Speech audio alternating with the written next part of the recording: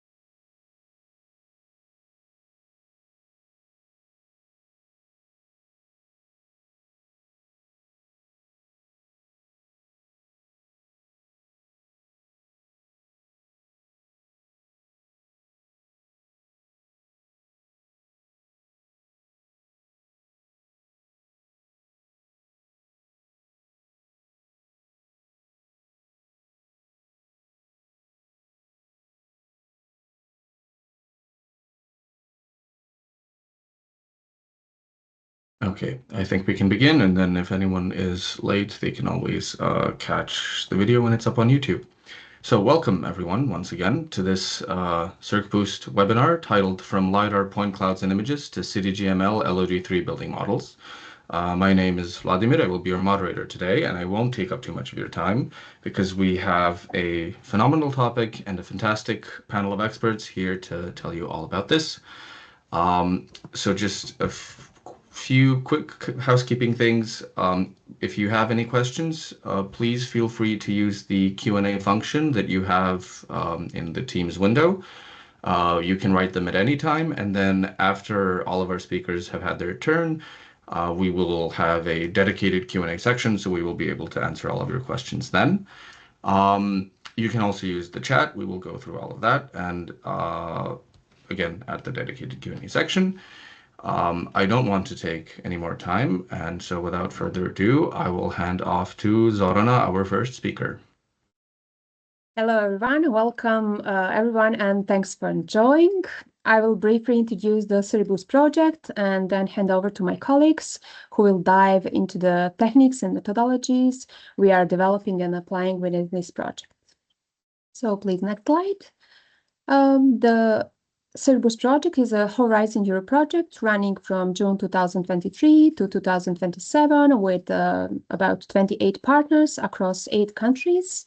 We are running 5 large-scale pilots in 5 countries and developing a single digital circular economy map. So the first pilot is in Spain, Barcelona. It demonstrates a selective deconstruction of the former Mercedes-Benz site using BIM and digital twin technologies, on-site soil decontamination, and radio tag tracking to turn more than 90% of recovered materials into high-value products and demo elements. The second pilot is in France. It's a Grand Paris area. It's a territorial one-stop hub, digital and physical, that maps material deposits in real time and matches supply and demand for reuse and recycling. The third pilot is in Serbia, Belgrade. It's a 3R demonstrator house designed for disassembly, combining 100% recycled aggregate concrete, reused steel elements and masonry, and recycled rubber seismic connectors.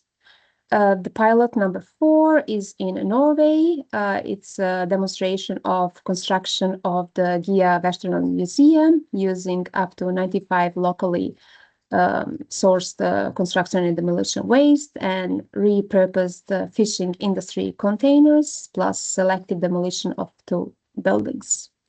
Pilot number 5, it's in Czech Republic. It's a large residential application of concrete with 100 recycled aggregates.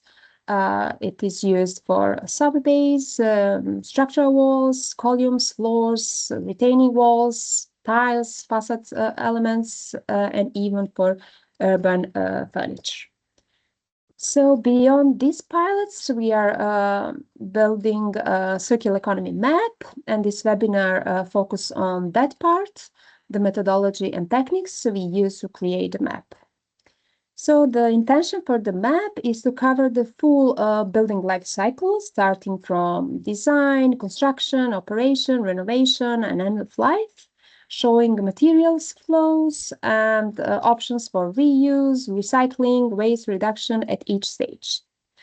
Concretely, it's a 3D digital mapping of building stocks and their circularity potential. Exactly where materials are, what they are, in what quantities, and what waste streams are expected over time. It includes 3D information models of buildings, and for the 3D geometry reconstruction within this project, we developed 2 workflows using point clouds and aerial imagery, one primary manual and one semi-automated. We can go to the next slide. Our goal today is to show, you can go to the next slide. Our goal today is to show a practical path from raw point clouds to CityGML LoD3 models, step by step, what we do and why. So we'll start with LiDAR basis, what it measures, typically density, accuracy, essential data handling. Then we'll show how to get LoD2 from LiDAR, roof segmentation, building footprints, and volumes. And then we'll show how aerial imagery and or point clouds bring us to LoD3 models with façade and roof details. And we'll finish with a short demo that walks through creating LoD3 model. So this was a short introduction. Now I will pass floor to my colleagues to take you to the workflows, tools, and real examples.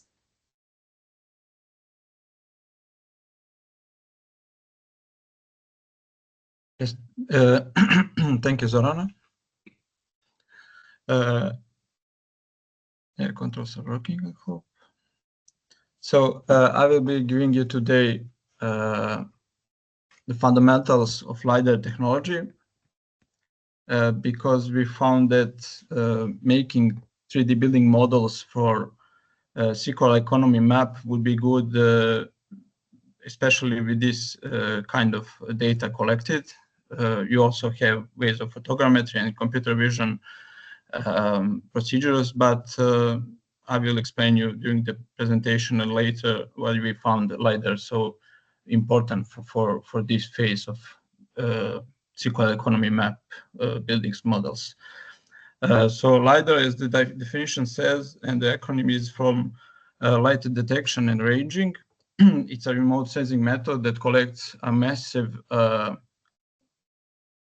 collection of data, spatial data, geospatial and topographic.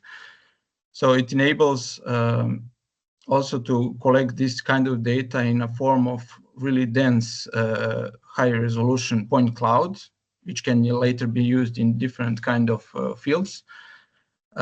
This accuracy is achieved especially because of the accurate positioning and orientation of the platform and the system that is mounted on with the high accuracy GNSS and IMU systems that give you high accuracy trajectory.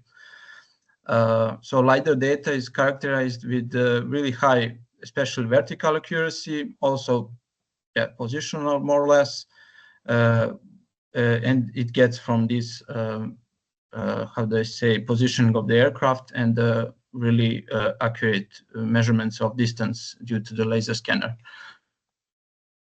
So it's an efficient massive data collection that gets from hundreds of thousands of three-dimensional points. So they have X, Y, Z coordinates, and also with the appropriate attributes that you get maybe with the later post-processing, but everything is collected during the measurement phase.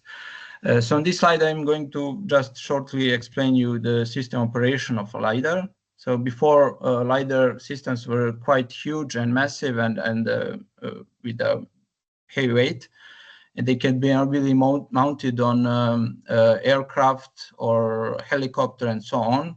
But nowadays, when we got advancements with the drones and with the unmanned vehicles, aircrafts, and also all of these sensors became more smaller.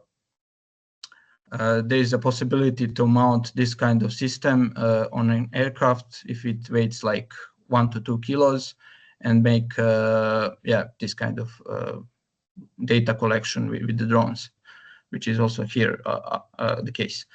So the LiDAR sensor, the scanner, it generates and sends a laser pulse. It sends it under a specific angle, because the scanner is doing all the time. I didn't show the wave of pattern for laser scan that it can make, but it has a specific angle for measurements.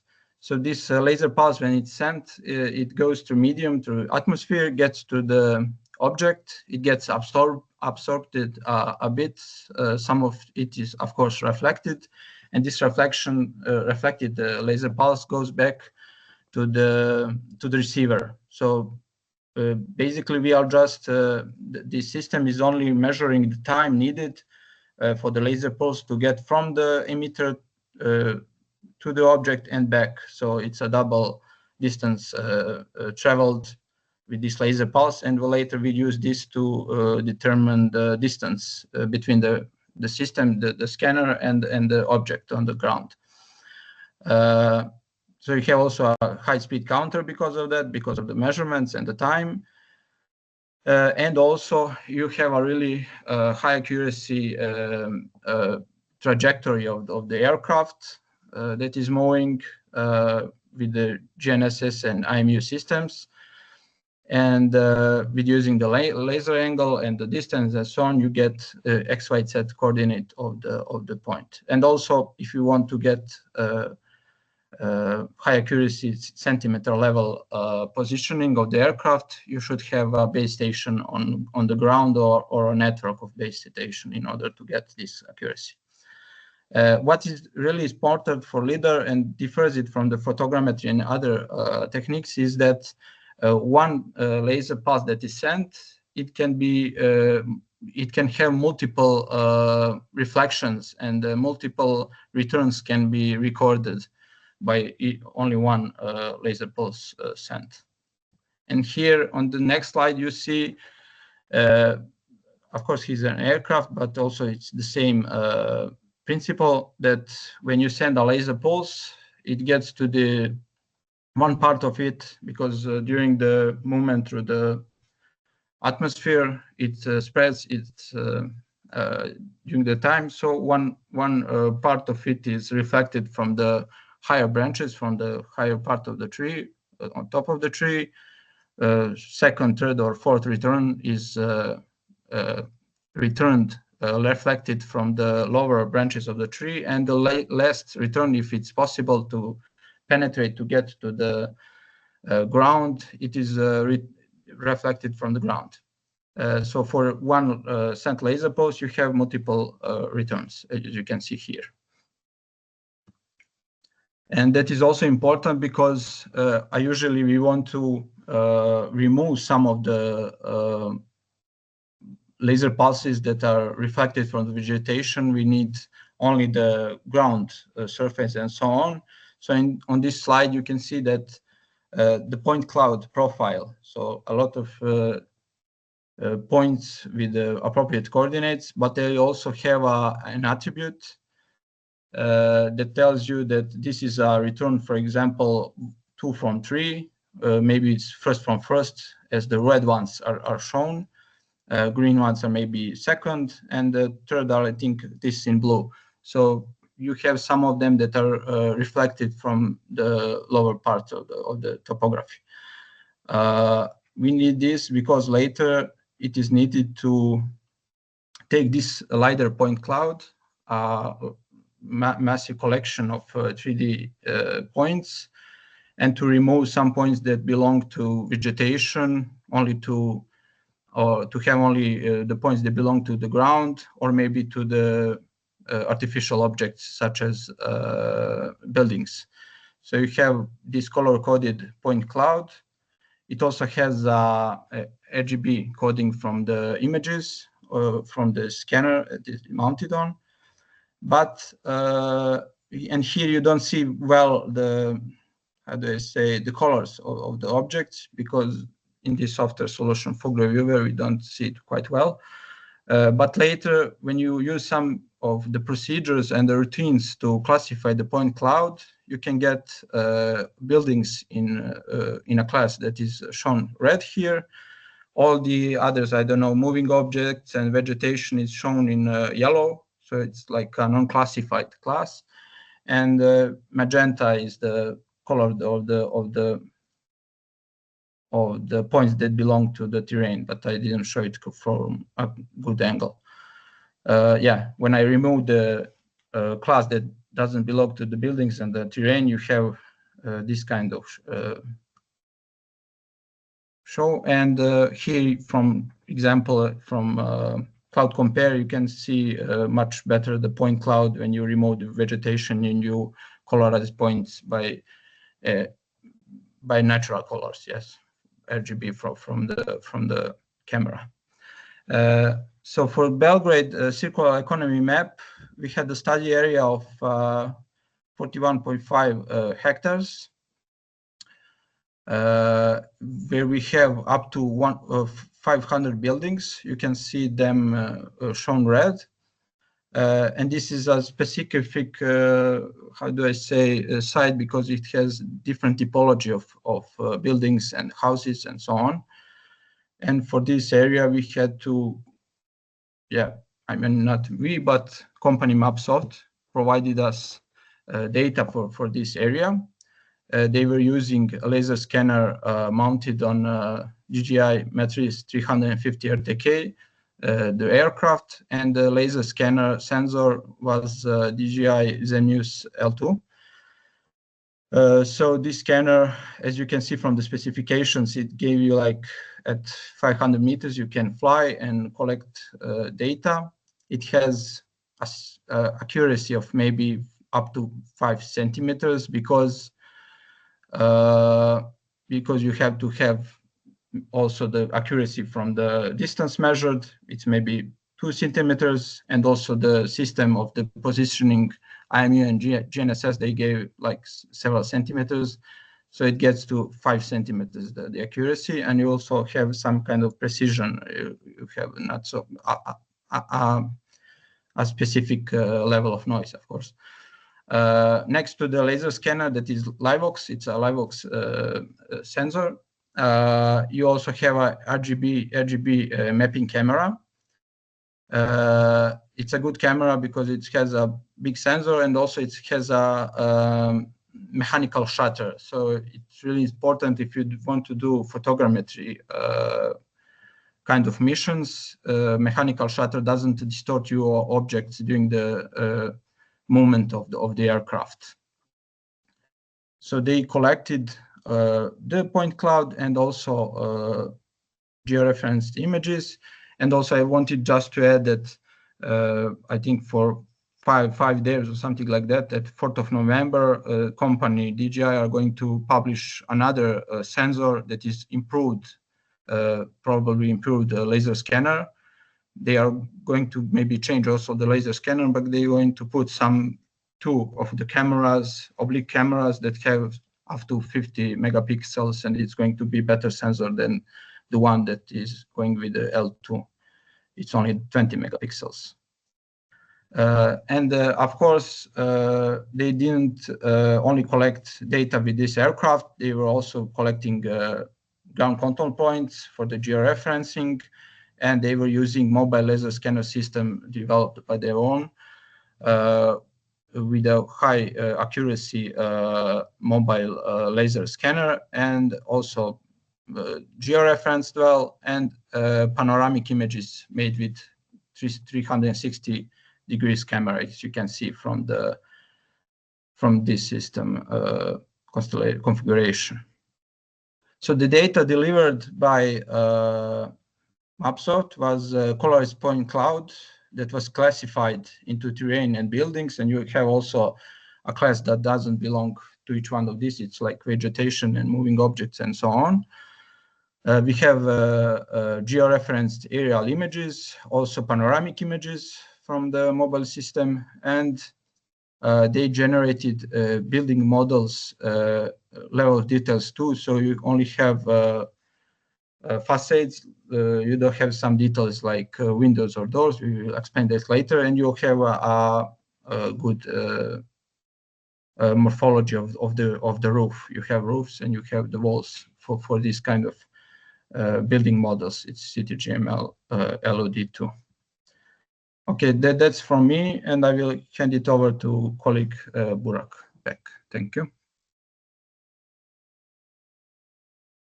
Thank you, Nenad. All right, hello everyone. Here, before going into the technical details, I wanted to actually briefly introduce the core technology that we are working here with. It's the CityGML. Yeah, so it's a framework that allows different city stakeholders to use, exchange, and understand the same digital city data. And it's a standard from Open Geospatial Consortium for digital twin of the cities. And it is a flexible and extendable for different use cases so that each stakeholder can use it for their specific purposes. It's also able to represent the data in different levels of details. And here we look the core structure of the CityGML standard. As you can see in the first figure, it is an XML-based format with hierarchical structure. And in the second figure, you see the core modules of CityGML, which enables it to represent the city in each of the modules, such as building, city furniture, transportation, vegetation, and so on. But of course, in the Circ-Boost project, our focus is on the building scale. And in the below image, you also see the different level of details. CityGML includes 4 levels of details for buildings, and our task in the project was to achieve LoD3 models, like to jump from LoD2 to LoD3. And what's actually different between LoD2 and LoD3? Trying to go to the next slide.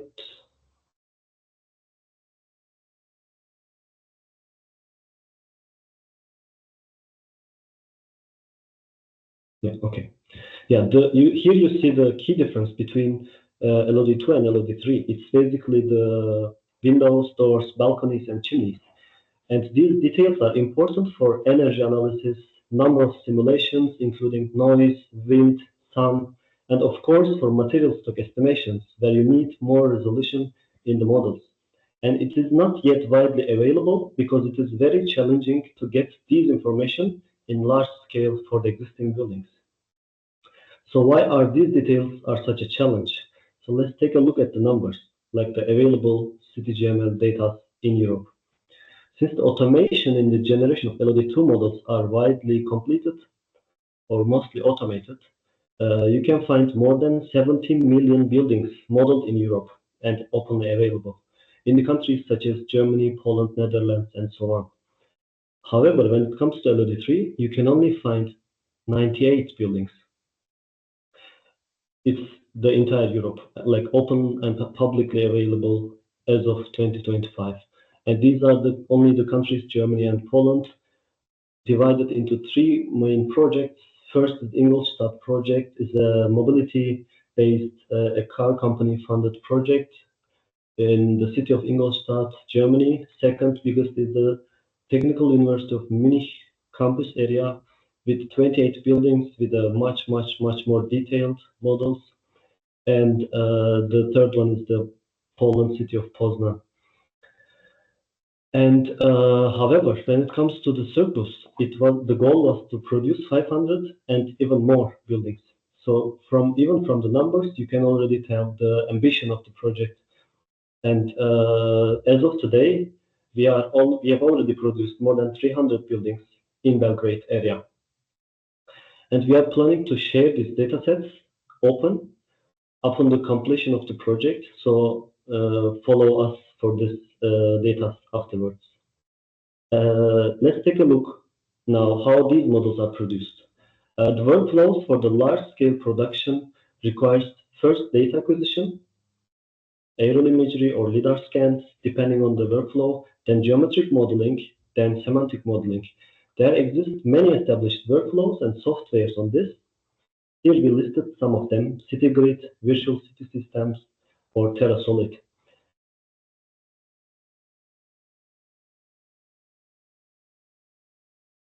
However, when it comes to LoD3 production, there exists no solution, no large-scale production solution before this year. There is only one solution. We can maybe call it a workaround solution because it requires a lot of efforts to produce one building. Through CAD drawings of the LoD3 geometries and implementing it into CityGML. That is why we call it the workflow 2. And my colleague Nenad will explain that more in detail later. And here I will tell you more details about the workflow 1, the production of LoD3 models using the CityGrid workflow. So this is an already established workflow with a software bundle called CityGrid from the Austrian company UVM Systems that has already produced millions of buildings in Europe for LoD2. That is why here we are talking about a large-scale production of city models, and that is why they are not an individual work. They are rather a teamwork and the established workflows. And the steps you see here requires many skills, and therefore it is not so fast to acquire these skills, I would say. But what I'm trying to explain here is to give a general overview of the workflow, as well as going into some software details or some parts of the workflow. And please note that a LoD3 upgrade of this software and the workflow is a new achievement, approximately 2 months old, and we can divide the overall workflow into two main different steps. First, the geometric modeling, and the second, semantic modeling. And we always start with the data acquisition. In this case, it's an aerial image capture. And then we go to the second step, photogrammetric restitution. So this is a very crucial step in this workflow because you still need human eyes to accurately identify the geolocation of the objects. So an operator sits down and he has three equipment, 3D glasses, 3D screens, and 3D mouses. Putting the neighbor aerial images next to each other, the operator starts drawing the 3D CAD drawing of the buildings, including all the LoD3 details that he or she sees from the aerial imagery.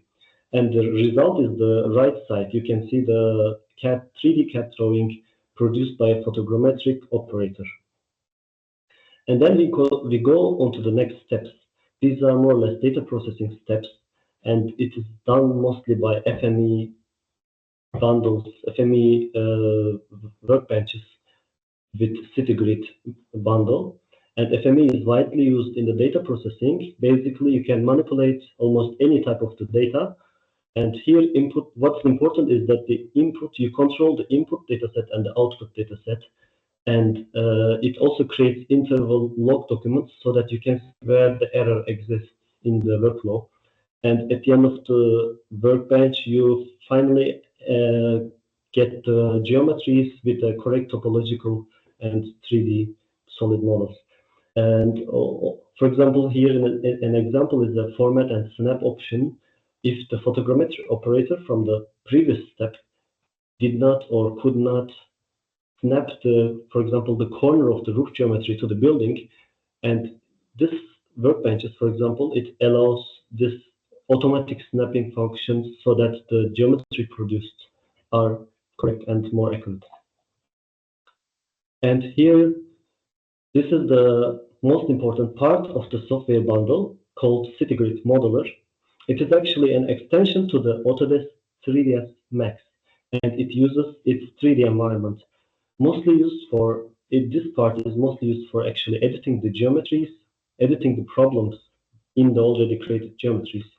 What is important here is that it works with the hierarchy dialog that is very similar to the hierarchical structure of the CityGML.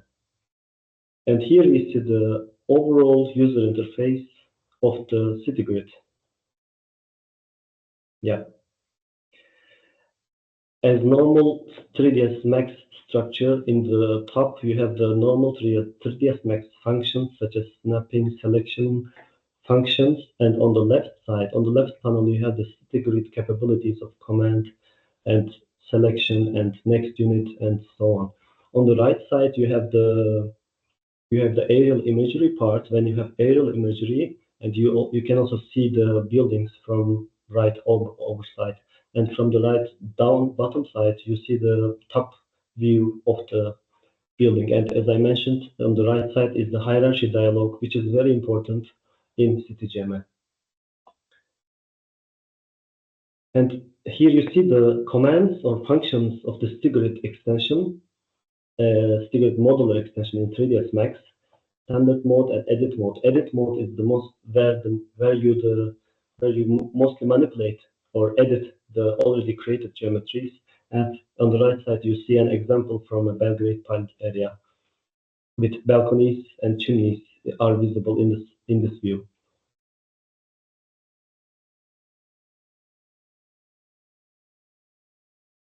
And of course, this, as I said, this step is mostly for the correction of the already produced photogrammetric 3D CAD drawings, and therefore you use functions such as line to point, point to surface, or this kind of basic 3D functions to correct the visible errors in the space. And then when you finish the LoD3 and LoD2 modeling steps, 3D modeling steps, then it comes again the semantic modeling part, which is mostly done again by the FME workbenches. Here you see a sample FME workbench below, and again you have the input part and the output part. What is done here, for example, unit formation according to the footprint. If you have a footprint data, you use it. If you don't have the footprint data, then you create it by the roof drawing of the area. And this is also a step where it happens the overhang, which is very important in the LoD3. Overhang of the LoD3 models is the surface, facade surface is becoming a bit smaller in the footprint than compared to the roof surface. And after this data processing steps, then it comes to the importing into the StiGrid database part, then it comes to the export part finally.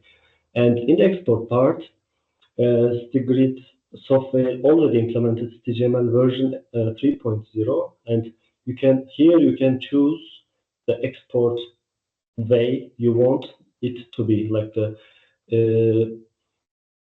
whether you need the LoD2, LoD3, to what detail, do you need the ground elevation, do you need the digital terrain model as well, and all these you can edit here, and that's why it's a very, I would say, a detailed and advanced export, which is very important when you are considering LoD3 models. And at the end result, here you are seeing currently some of the LoD3 models that we are produced for the Belgrade use cases, including the geometries of windows, doors, balconies, and chimneys. And in my last slide, I would like to give a small overview of what LoD3 models can be useful for. For example, since you now have the detailed roof structures, including the roof window geometries, now you can better calculate the solar PV installment potentials. And now you have the more detailed facade information of the CityGML buildings, then you can, of course, do better material stack estimations, which is our focus in the Circ-Boost project. And you can do many more simulations, calculations with the LoD3 model. and queries, of course. And maybe one last example would be the flood simulation, which is the common topic in many of the also European cities. Then you can simulate which windows are actually prone to which level of flood event in your city. So the large scale production of the CityGML LoD3 opens this kind of doors for the cities, let's say. Having said that, I would hand it to my colleague again, to Nena, to explain you how it works with the other workflow.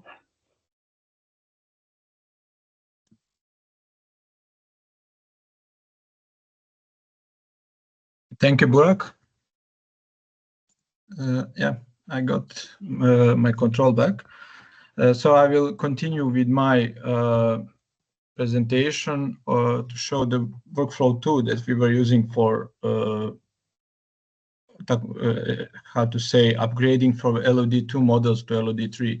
So first I have this slide about, Burak already explained you about CityGML, level this and so on, but I just wanted to add that the LoD2 models we got that were more to say automatically generated from point cloud, they could be also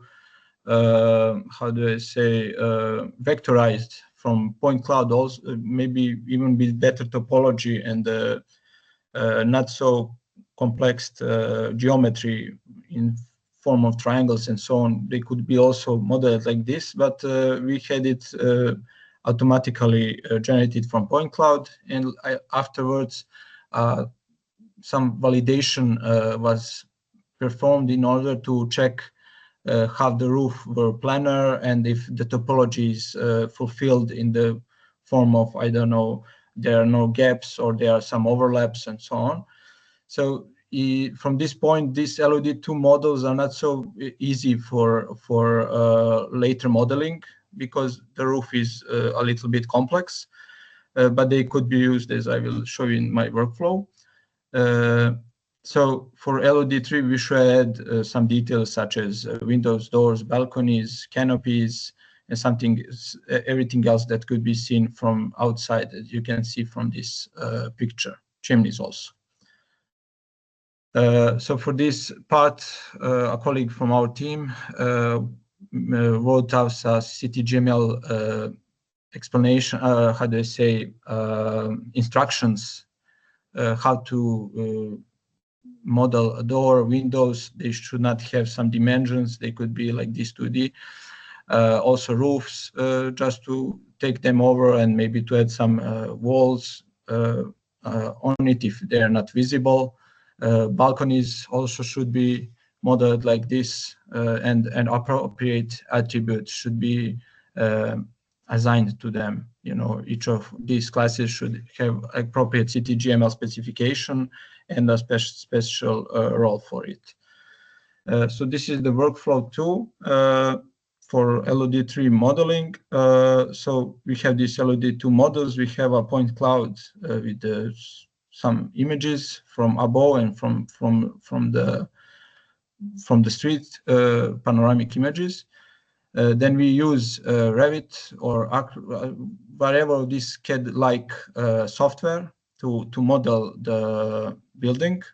So you could use all the LoD2 models, but in some ways it's even easier to go from scratch, just to use point cloud, maybe the sections of the point cloud like profiles, and then to model, to make a LoD3 model, as you can see from the slide.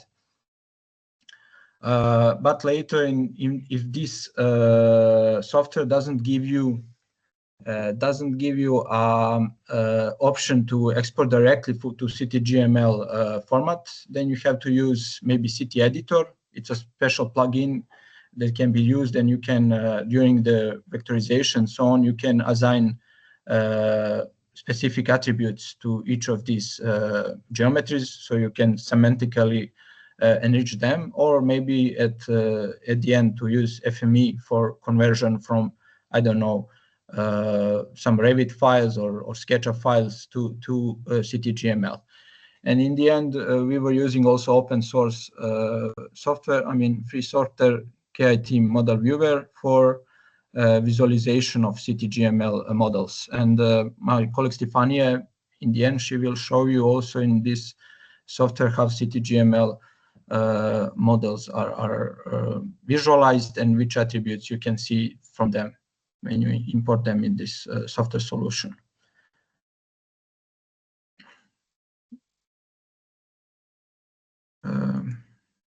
Okay, so I go to the next slide.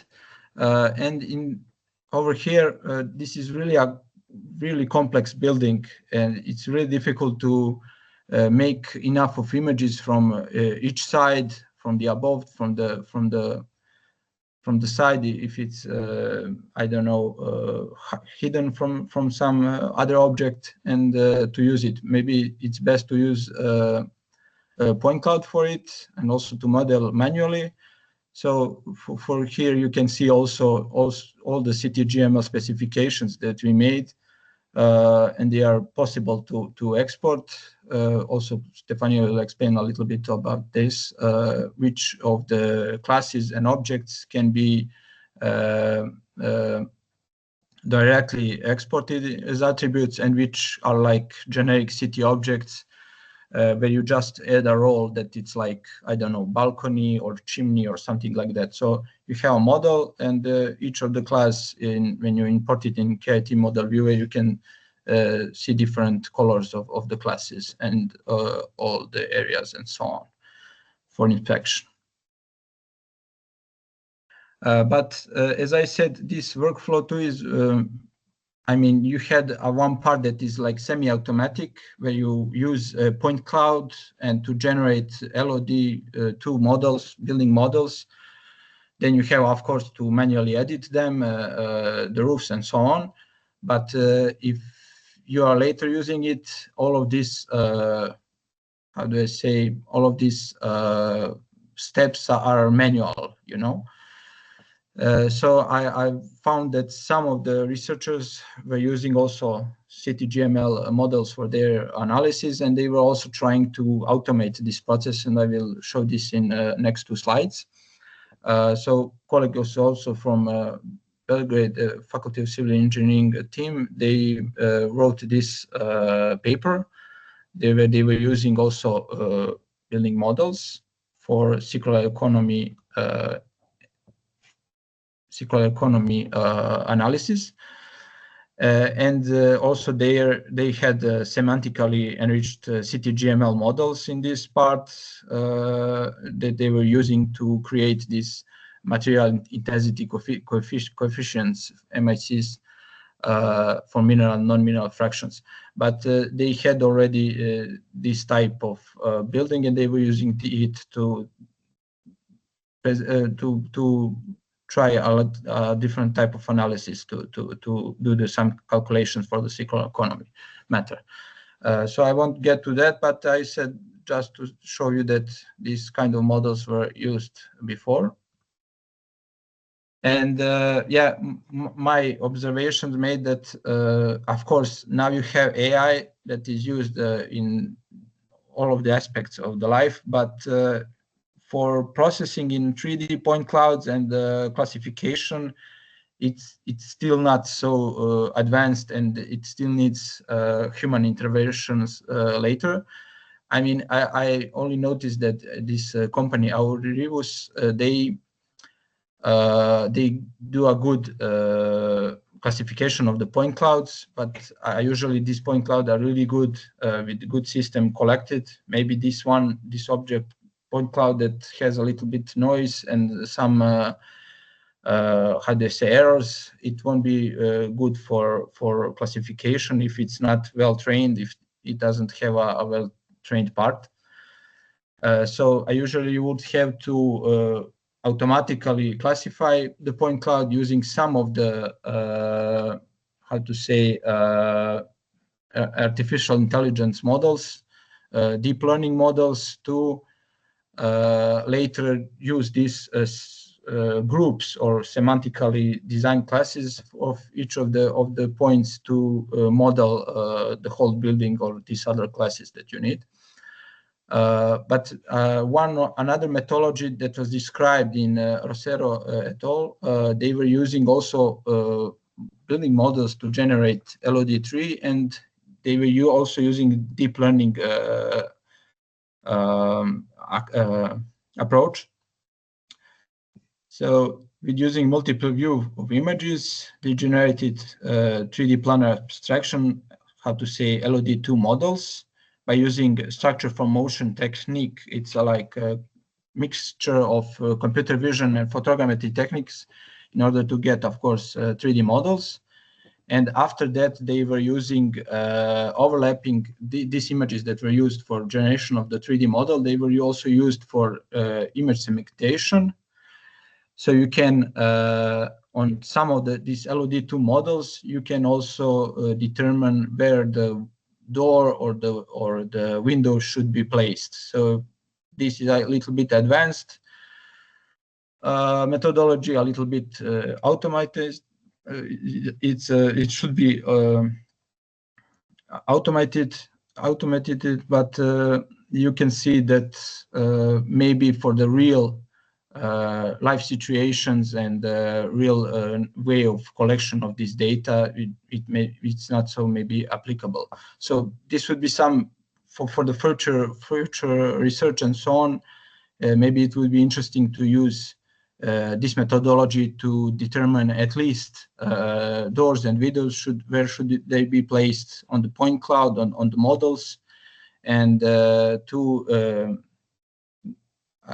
how to say, to get ease with all the manual work that should be done if you want to model LoD3. But we still don't have a solution to model terraces or balconies and so on. So it's still a matter of research. Okay, so that is my second part about the workflow 2 and the future work. So after this, Stefania can take over and show you the CityGML LoD3 high resolution models and maybe also the workflow. Yes, so Stefania, I will now stop sharing and you should be able to take over and share your screen. Okay, thank you, Nenad and Vladimir. Hello, everyone. Today I will presenting the part related to the LoD3 modeling in practice. So first of all, I would like to apologize because unfortunately my camera isn't working at the moment. So you will only able to hear me during the presentation. So I hope that is okay. Okay. Stefania, I don't think you're. Oh no. Okay, sorry. It just took a moment for me to appear. I didn't start sharing my screen. Okay. Sorry. Okay. First of all, in this section, I will show you the final models that we created over the past few months and how we created that model. So, as my colleague Nena mentioned earlier, in order to create LoD3 models, it is essential to first have the LoD2 models, which we generated based on the point cloud that we created from mobile laser scanning and aerial drone collection. So now I will start sharing my screen to show you how that looks like and how we created that LoD3 models. I hope you see my screen. Yes, we do. Okay. So here on my screen, you can see the point cloud for the area. I will show you later.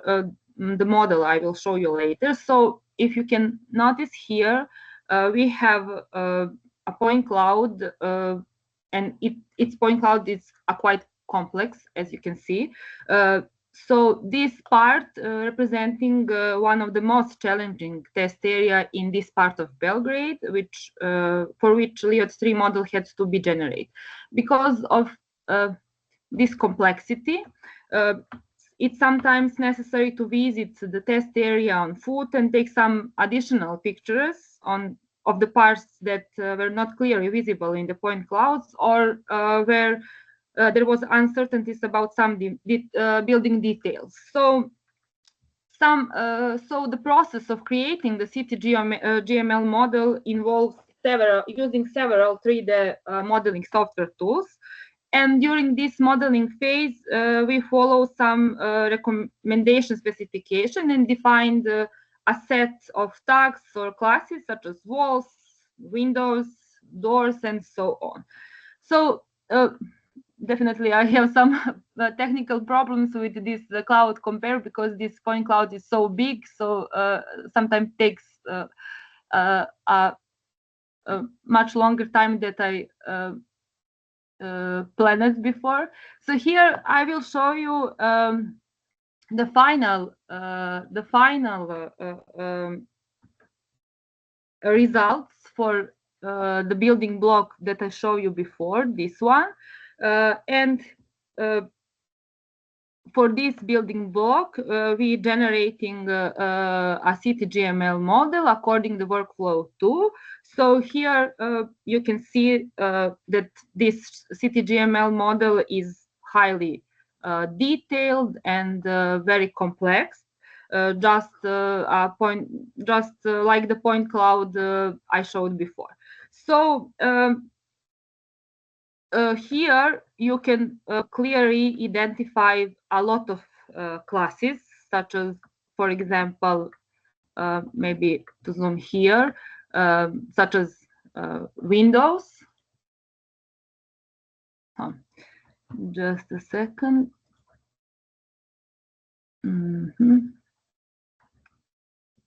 Sometimes I have some problems with this kit view.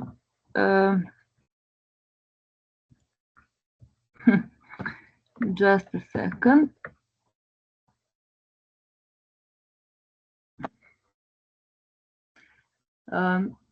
Maybe it's best idea to open again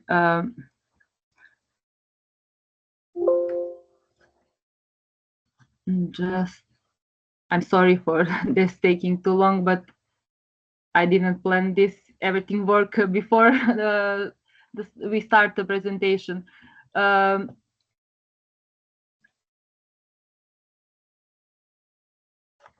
is the problem with the free open source software. So bugs can happen and nobody to complain about. So you just have to restart it. Thanks, man.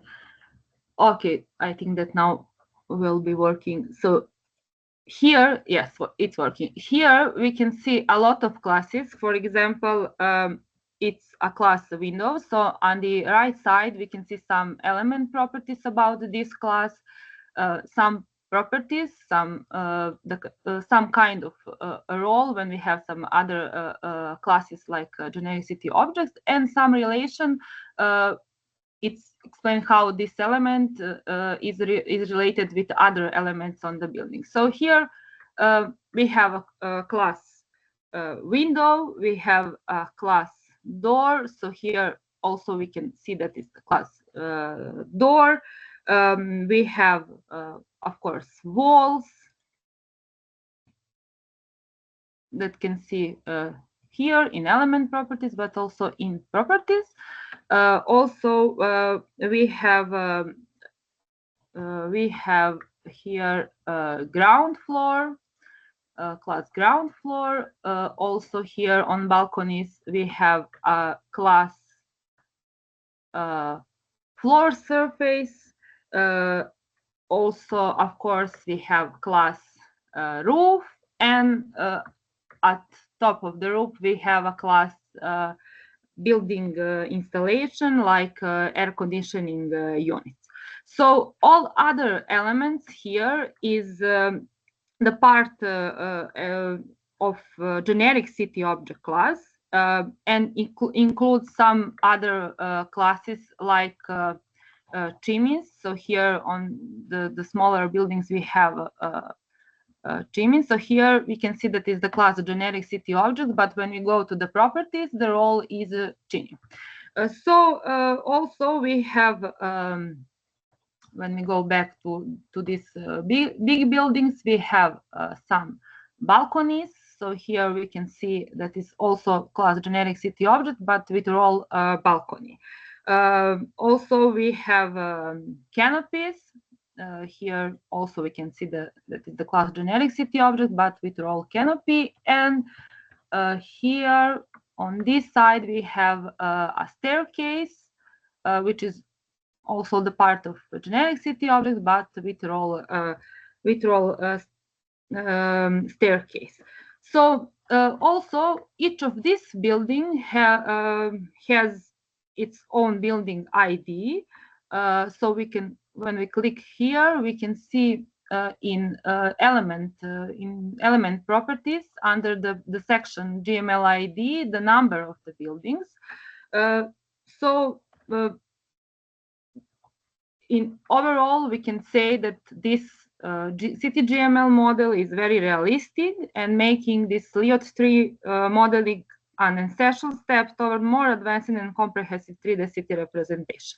So in addition of this model, I would like you to show the final results which is generated through the workflow 1.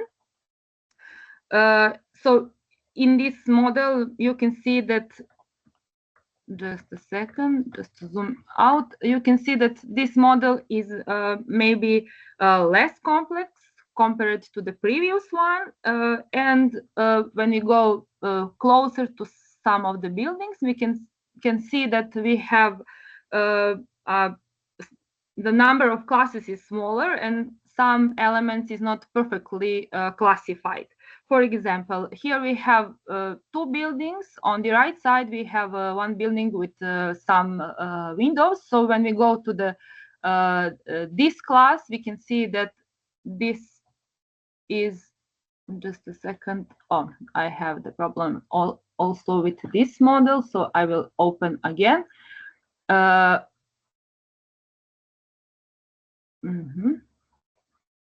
Just to show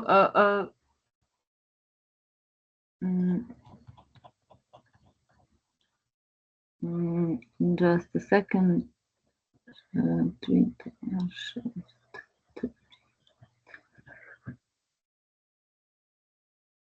Just to show you what about talking later. So here you can see 2 buildings. On the right side, we have the building with the windows. So when we go to, for example, on this window, we can see that is the window surface class. But when we go on the left, on the building on the left side, we can see that this part of the building is a door surface, but evidently is also a window. So here we can see some other examples. For example, here we have class wall and class roof, but evidently it's a chimney. So here also we have some other classes that maybe should be in the correct class, like this one. This evidently this is some canopy, but here is represented like roof surface. So also this model, when we go to the properties, element properties, and go under the section ID, we can see here some text representation, not exactly a number of the building like in the previous model that I showed you. So this model is maybe less detailed and less realistic than the first one, but I think that still produce valid models suitable for many applications. So looking back at the first model, here we can show, we can say that this LoD3 model is very realistic and enable to us a highly detailed and precise model, which is essential for some analysis and visualization also, while workflow 1 maybe is less detailed and also produce a valid model, but at the level lower level at the details. So after this part of my presentation, I would show you some briefly, I will show you how we created, for example, windows, doors, and staircase, and some other details in SketchUp. So I will go now to SketchUp just to show you how we create some of the part of the building. So here you can see a point cloud, and also you can see the model, some buildings in the model. So here this building is still is not finished. So here I will show you how I created, for example, one window. So when you go closer to this part, we can see when we change here, for example, the level of opacity of the point cloud, we can see that here we have some windows. We have some gap in this this part. So using the drawing tools, which is on the left side, we can easy draw, for example, here windows. So when I turn off the point cloud, you can see the area which is representing the windows, and the other side in the default tray, I must change the tag, the class of this part of building. So I will put this area in class window. So also here in the bottom of the buildings, you can see the large opening in the wall. When we go to less opacity of the point cloud, so here you can see that we have some windows, some doors, and here when we go to visit the test area on the foot, we see that we have here inside some staircase. So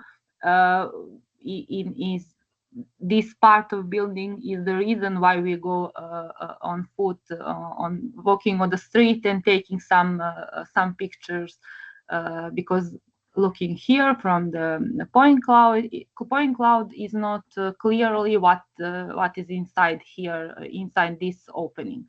So if I want to model this part of the building, I will first of all I will draw a big rectangle around the entire opening, for example here, and after that I will draw another rectangle which is representing a wall, and after that I will push this wall inside toward the wall, this point. So now I going very fast. When we draw, we go much slower than now. So the final results is more exactly than now. So here maybe I will push less outside.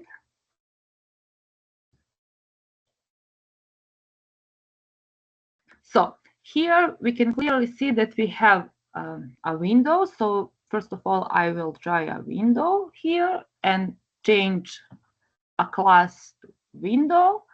And here also we see that we have some hole. This hole is evidently a door, but I don't know the height of these doors. So first of all, I will push this part of the building down just to see where is the end of this door, and I will draw a door something like this. Yeah, the door is hidden behind the wall of the Here we so have that's a the reason wall. why you don't see it. Yeah, we have a wall. It's clearly, you can see here. You can go to the floor with the door. No, Leonard, here is a staircase. It's the reason why I draw the door just here. Yes, thank you. You're right. Maybe I can draw the wall here just to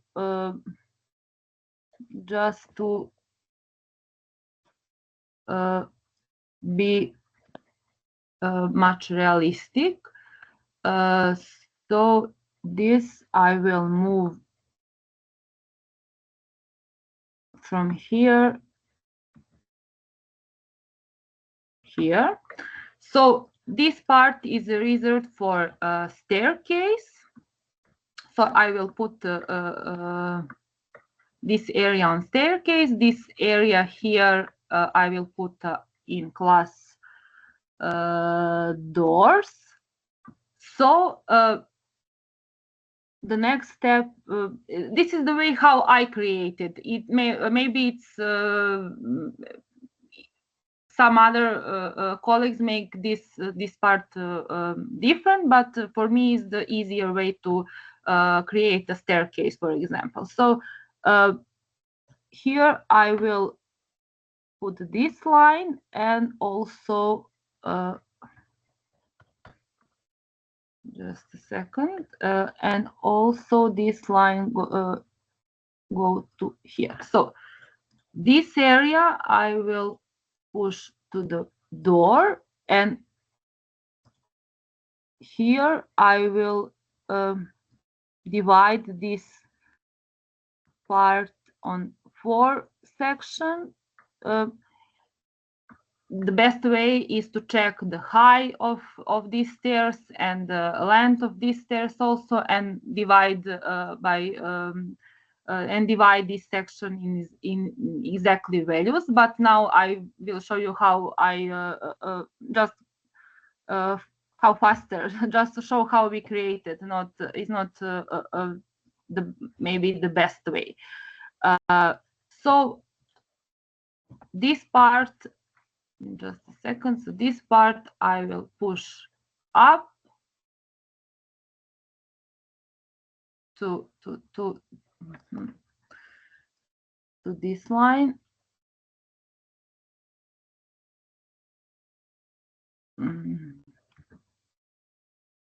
To this line.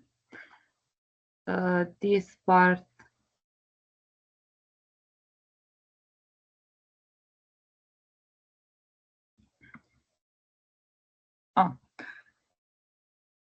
no, it's not here, it's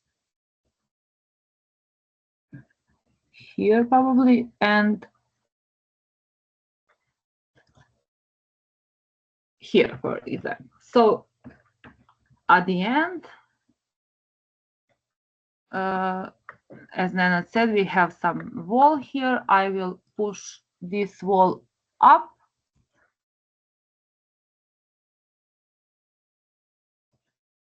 And it's evidently go to this point, so I will push up here. So here we have 4 classes: the window, the door, the staircase, and the class wall. And on this way we created another classes such as balconies. You can see here floor surface, some canopies here, and some building installation on the roof. So this is for me, from my part. Now I will stop sharing my screen, and if you have some question after this part is a Q&A session, so you can be free to ask if you have some question. Thank you very much for your attention.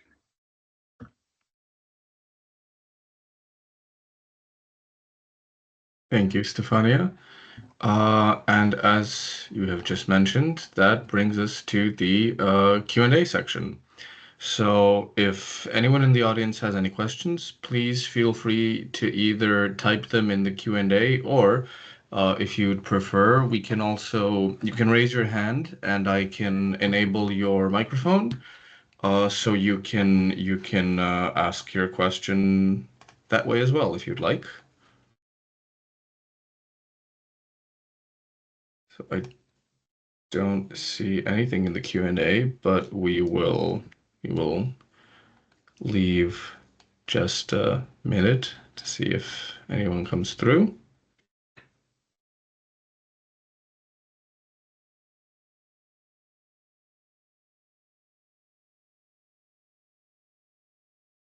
Zorana, yes? Yeah, so this is not a question, this is a suggestion maybe for Renat, Burak, or Stefania, just to give an information how time-consuming is working by workflow 1 and how it is with working with workflow 2. It's would be a great information if we can compare these two workflows with the details they provide to us, but also with the time and cost efforts. Yes, I think I can provide an answer to the workflow 1 part. Okay. So when we consider LoD2 production, the production with CityGrid takes each building 3 to 5 minutes approximately. And the costs there are for each building 1.5 to 2 to 3 euros, this area. And it depends on the scale of course, the neighborhood, the area. When it comes to LoD3 production, so we estimate approximately each building costs 15 minutes to half an hour to produce because it is mostly automated. Their costs are still needs to be clarified, but we estimate from 10 euro to 30 euro per building. That's the clarification for the more or less workflow 1. But keep in mind that this is just a new development, new achievement. That's why it's supposed to vary a bit. Of course, also depending on the region and area.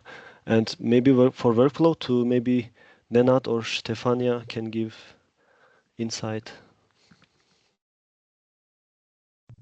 Yeah, thank you. I mean, for this test area that Stefania showed you, it's quite complex buildings and the area and the details, and they needed like, I don't know, we cannot say like per building because maybe whole of this, half of this block is like one building.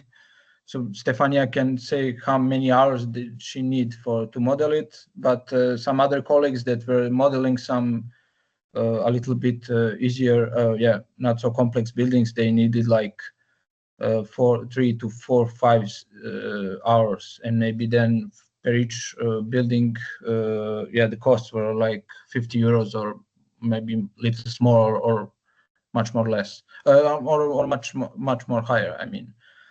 So yeah, it is quite much time consuming than the workflow 1, and it's more expensive. But you get the models you need.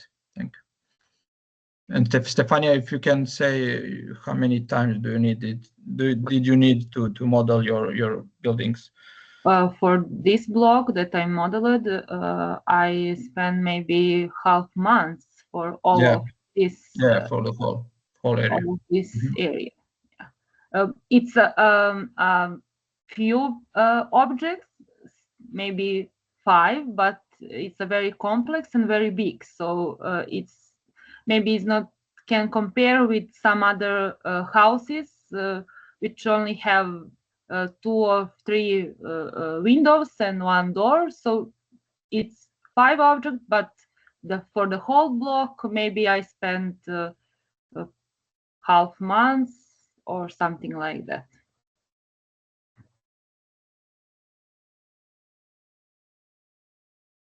Thank you.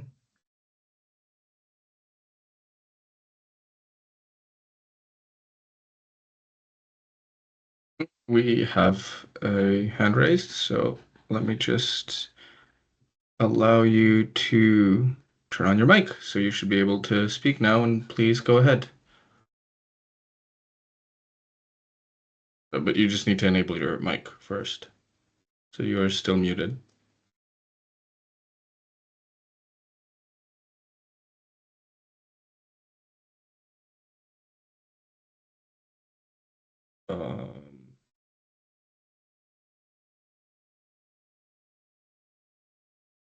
I'm not sure. I have enabled your mic. I have allowed you to turn on your microphone, so I don't know if it's a technical glitch.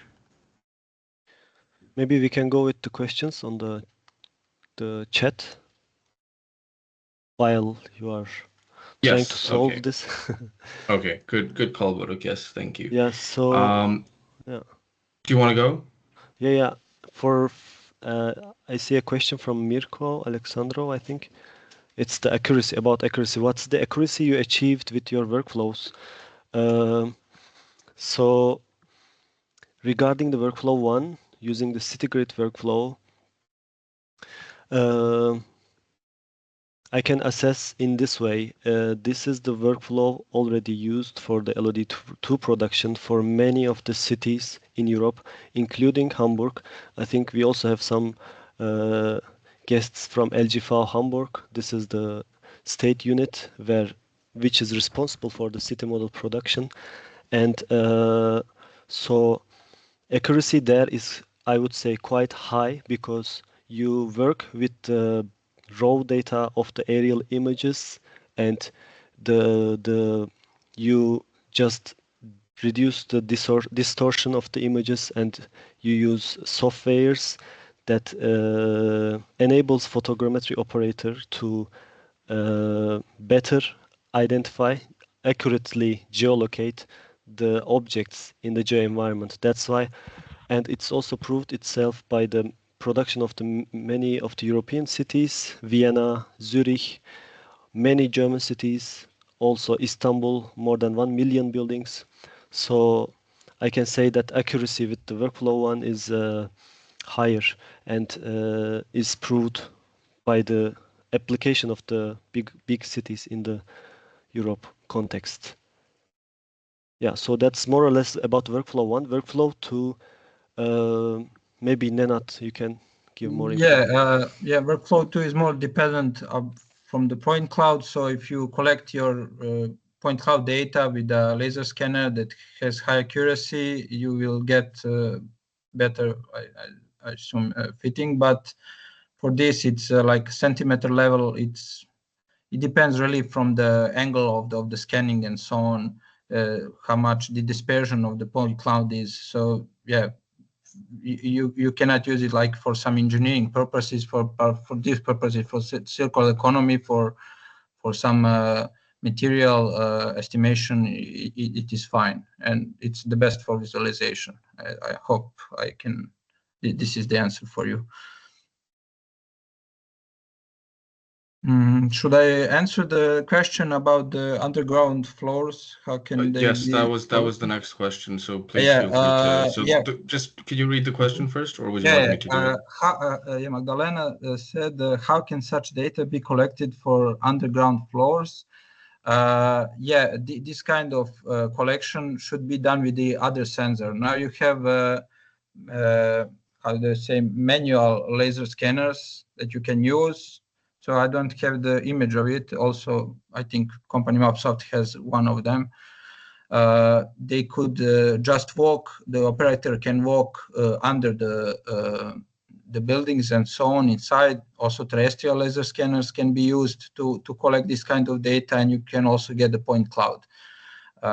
They also have an advanced algorithm for SLAM. It's for localization and for fitting of these point clouds, and then you can collect this kind of data for the parts that are not visible from the side, from the street, or from the above, like from the aircraft.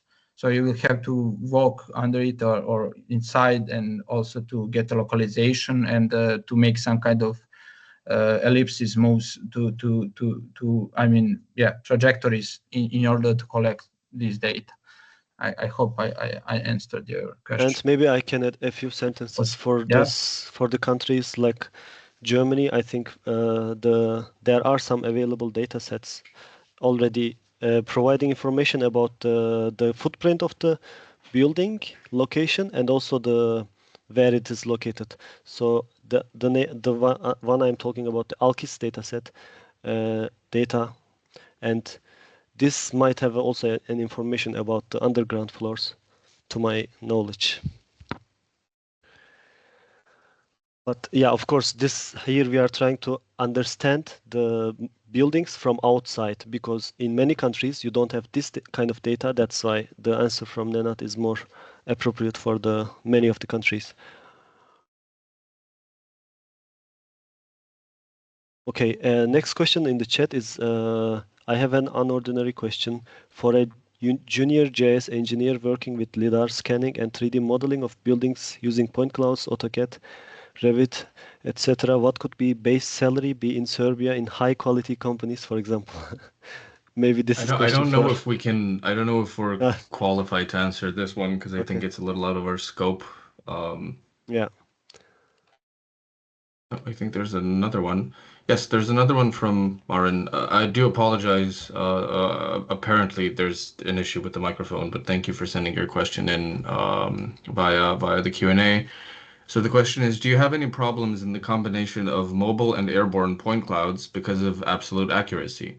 If they don't match perfectly, the modeling of small structures will be difficult. Yes. Yeah, it really needed a lot of time, I think, in company I mean, the collection with the drone, aerial LiDAR data and so on, it was a bit easy, but later to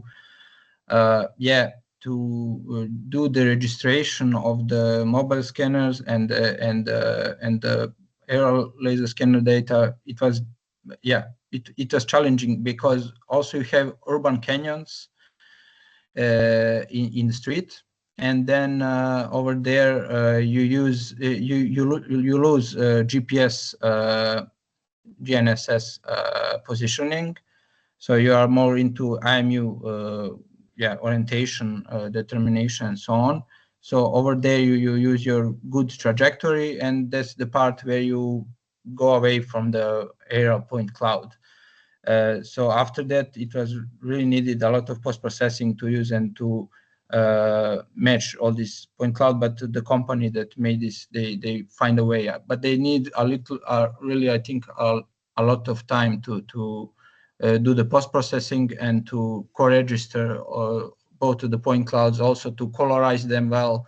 So sometimes you can also see if the point cloud is better to for some point cloud, it is better to turn off like mobile scanner, just use airborne, or to use only mobile scanner because it's more high accuracy and so on. So it's better to have it color coded or to turn it off and turn it on like layers, but not to use it together. So I don't know if somebody from Microsoft is here, they can also answer your questions, because I didn't collect the data. I just got the data at the end. We also have a comment.